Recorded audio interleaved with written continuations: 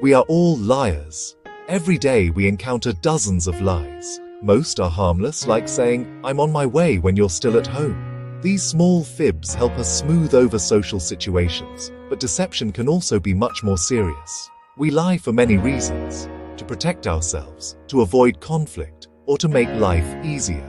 Lying is a universal human behavior, learned early and used often. Recognizing that lying is common is the first step to spotting it. Throughout history, people have tried to separate truth from lies, often with strange or harsh methods. But as we've learned more about psychology, it's clear there's no single reliable sign of a lie. The search for truth is complicated, and the methods we use to detect deception have evolved over time. For decades, the polygraph was seen as the ultimate lie detector. It measures stress, not lies, so a calm liar can pass, and a nervous truth-teller can fail. That's why polygraph results are often inadmissible in court. Newer technologies like brain scans and thermal cameras promise more, but they're expensive, impractical, and still unreliable. The real clues to deception aren't in machines, they're in our words.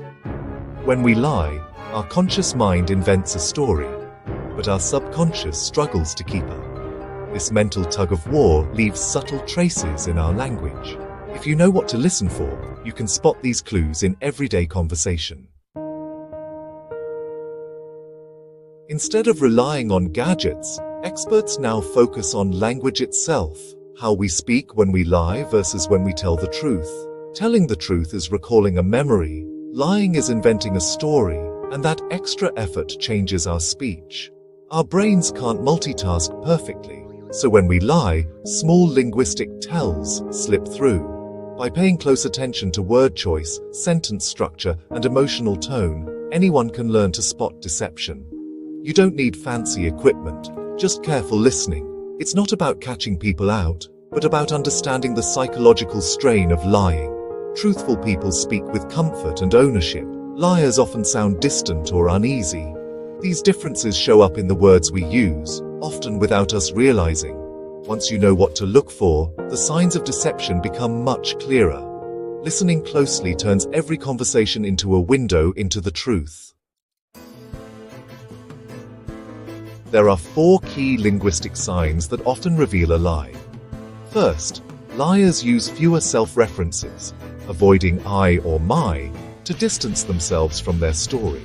Second, they use more negative words, reflecting subconscious guilt or discomfort. Third, their main denial is usually simple and blunt, because inventing details is hard. For example, "I did not do it," instead of a detailed account. Fourth, liars often pad their story with unnecessary details or complex sentences to sound convincing. Think of Nixon's long-winded denials during Watergate. Lots of words, little substance. These patterns aren't conscious. They're the result of the mental strain of lying.